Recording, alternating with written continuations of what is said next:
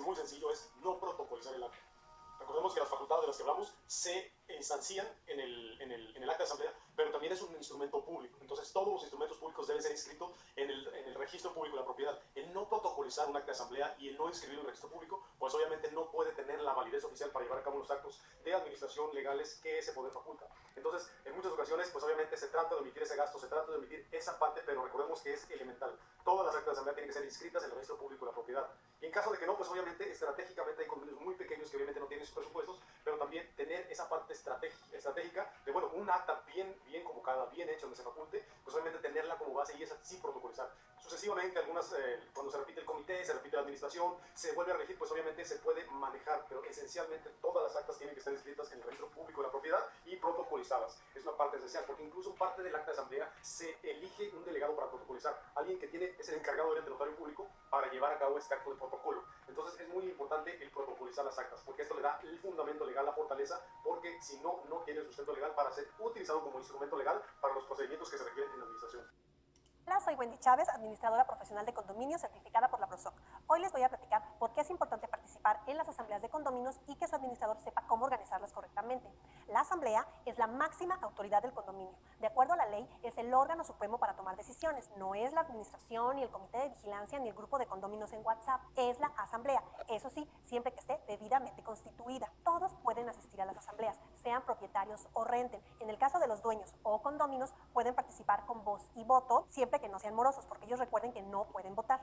Y en el caso de los poseedores o inquilinos, ellos pueden participar con voz y podrán votar si el propietario les da una carta poder y no es moroso. Recuerden que es importante participar en las asambleas porque ahí se toman las decisiones que afectan a todos, desde la cuota de mantenimiento hasta asuntos que pueden aumentar o incluso disminuir la plusvalía de su condominio.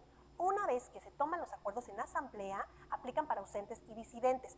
Es decir, que el hecho de no asistir o no estar de acuerdo no les permite incumplir con las decisiones. Eso sí, también hay que decir que a veces las asambleas no se hacen correctamente, ya sea porque no se avisa en tiempo y forma, o porque el convocante no tiene personalidad legal para convocar, o porque se toman acuerdos por encima de la ley. En este caso, las asambleas se invalidan y entonces hay que iniciar desde cero todo el procedimiento, pero correctamente, para que sus acuerdos sean válidos y nadie los pueda revocar. Discutible que una vez que ya sabemos en qué apartado de la ley se encuentra, hemos platicado los tipos de condominio, pues bien, ¿quiénes son los propietarios, derechos, obligaciones, la administración? Bueno, es momento de empezar con esto. ¿Cómo se toman las determinaciones dentro de un condominio? Seguramente usted ha escuchado hablar de algo que se llama asamblea. ¿Qué es la asamblea? ¿Cómo deben de convocarse las reuniones? ¿Acaso hay algunos pasos específicos para que las cosas sean legales? ¿Deben de constituirse? ¿Ante quién? ¿De qué manera? ¿Quiénes las integran? Bueno, para hablar de todo esto está con nosotros el maestro Rolando Gutiérrez Whitman, quien es catedrático de la División de Estudios Jurídicos de nuestra Benemérita Universidad de Guadalajara. Bienvenido, maestro. Muchas gracias, Rafa. Ceci, con el gusto de estar aquí con ustedes. Bienvenido. Gracias. Eso de la administración y más que eso, la asamblea. ¿Qué es eso? Muy bien.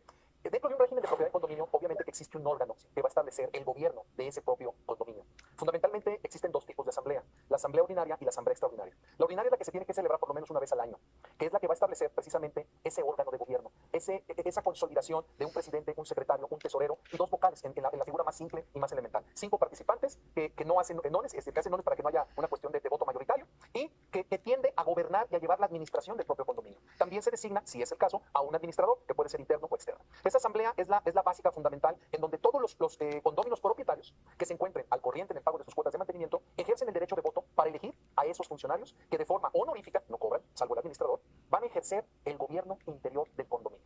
Y las asambleas extraordinarias que tienden fundamentalmente al manejo de modificaciones del propio reglamento.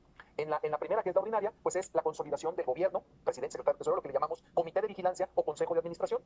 También se designa la cuestión de las cuotas de mantenimiento, que también son ordinarias o extraordinarias. También se habla de la forma en cómo se va a administrar y todo lo que tiene que ver con el informe de entrada y salida de números y cómo se lleva la administración del condominio, en términos generales.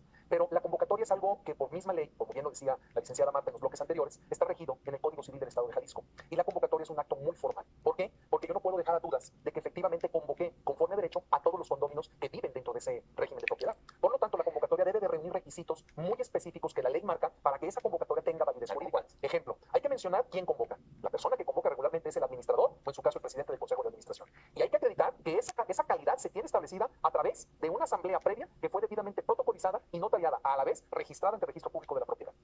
Esa primera parte implicaría que yo, para que tenga y surta efectos contra terceros, esa convocatoria la voy a publicar en un medio como es el periódico de cualquier que sea de mayor circulación. Voy a colocar esa convocatoria en una manta o en los lugares más visibles del condominio y aparte voy a entregar físicamente a cada unidad condominal, o sea, departamento, local, casa, etcétera, una convocatoria. Para que no haya ni un condomino que se jacte de que no se enteró o que no supo que va a haber una asamblea. Todas estas cosas tienen que reunirse. Claro. O sea, por ejemplo, si se pasaron o se brincaron el salto de publicarlo en un periódico, ¿ya con eso es inválido? Es probable que pueda haber un acto de nulidad y que entonces tu condominio puedas ir ante un tribunal, ¿sí?, y atacar esa convocatoria porque no se hizo de forma correcta, porque no reunió los requisitos que la ley señala. En la medida en que todo esto se vaya cubriendo, tú vas consolidando que cuando se llegue el día de la asamblea, esta asamblea se desahogue conforme a derecho. Pero obviamente hay muchos más requisitos. Esto todavía no queda aquí. El siguiente requisito importante es la reunión del quórum legal. Esto es, primera convocatoria puede ser el caso, nos marca, voy a hablar en términos generales, 50 más 1. Si a la primera convocatoria, esto es 6 de la tarde, no se reúne el 50% más 1 de la totalidad de la unidad condominal, no se celebra la asamblea porque no está el número del porcentaje requerido para que pueda haber votación. Nos vamos a una segunda convocatoria que puede ser el mismo día, media hora, una hora después, y entonces la ley dice, ahora sí, con quien esté, los acuerdos son válidos para los presentes, para los ausentes y los disidentes. Oiga, a ver, nos tenemos que ir a la pausa, correcto, pero le quiero dejar con una pregunta. A ver, ¿cómo que el mismo día? Si no se juntaron. No, Hay que dejar muy en claro que el reglamento, convocatoria, sí, que el reglamento va a establecer la forma de cómo vamos a desahogar esa convocatoria y en su momento la asamblea, siendo ordinario, siendo extraordinario, recordemos que son dos básicamente. Pero aquí nos habla de el porcentaje que se debe de reunir para que tenga validez la asamblea. Esto es en primera, segunda o tercera convocatoria según sea el caso. Rafa, hay algunos reglamentos que permiten que se celebre el mismo día con una diferencia de media hora o de una hora según es el caso para que se desahogue la asamblea. Y esto es en primera 75%, en segunda 51% y en tercera quien esté. Lo que implicaría que cuando se tomen los acuerdos, una vez desahogadas las convocatorias en esos términos, los acuerdos son válidos, insisto, presentes, ausentes y disidentes. Y nadie podrá alegar que no se tomaron los acuerdos de forma legal, porque una vez desahogados los requisitos, esa asamblea se instala, ¿sí?, y es válida. Y entonces inicia el desahogo del orden del día, que debe de estar previamente establecido, para que se toquen los puntos que en ese mismo orden se señalaron en la convocatoria previa. Fundamentalmente, designación del comité de vigilancia, designación de un administrador, informe de administración, informe de tesorería. Cuánto dinero entró, cuánto dinero salió y cuánto se tiene en cuentas o en dinero efectivo. Esa es la ordinaria, básicamente. Y la aprobación de las cuotas ordinarias y extraordinarias de dinero. ¿Cuánto va a pagar cada unidad condominal? Si es necesario para arreglar una parte del condominio del área común, hacer una cuota extraordinaria, etc. Eso que se aprueba en una asamblea tiene dos vertientes: por mayoría de votos o por unanimidad. Esto es, que todos estuvieron de acuerdo y no hubo nadie en contra. O, en caso de que haya controversia, cuántos a favor, cuántos en contra. De todo lo que yo les he platicado, se levanta un acta, se hace por escrito un historial de lo que sucedió en esa asamblea y la toma de los acuerdos que se especificaron por la asamblea, que es el órgano máximo de un condominio. La asamblea, en donde se encuentran los propietarios, los condóminos, es el órgano máximo de gobierno de un condominio. Una vez que yo ya tengo esa acta, se llama acta de asamblea, firmada por los escrutadores, por quien presidió y fungió como secretario, se manda ante un notario público que le da protocolo, le da forma jurídica y la manda a registrar al registro público de la propiedad para que esa acta surta efectos contra terceros. En ese momento el acta se vuelve pública y ya cualquiera puede ir al registro público a pedir una copia para que tenga acceso a ella. solamente con esta acta protocolizada, Sí. con esto debidamente cuidado, registrado, etcétera, etcétera, es como tienen, digamos, el valor jurídico o el carácter de poder cobrar una cuota obligatoriamente. Es correcto, Rafa. ¿Por qué? En grandes casos, y qué bueno que hicieron este programa, la gente no se asesora de abogados expertos, porque esto es de derecho, esto es de abogados. Y como tal, debe de pasar por alguien que conozca y sepa de cómo elaborar esto y hacerlo de esa forma. Porque luego se reúnen, no convocan de forma adecuada, toman acuerdos, no se levantan actas, no los mandan a registro y dicen, tú me tienes que pagar porque aquí firmamos. Así es, Claro. muchas ocasiones tienen los conflictos, ¿no? Exactamente. ¿Cómo saben la votación? A lo mejor uno dice, yo ni acudí a la asamblea, yo no acudí a la junta y demás, y sin embargo me están obligando a, no sé, a pagar algo que yo nunca estoy de acuerdo o que yo no voté. Y en muchos lugares lo vemos así. Y que no pasó de la forma adecuada. Porque como bien dice Rafa, una vez que yo haya hecho las formas correctas y que esto se haya ido como lo he mencionado, claro, si no me pagas,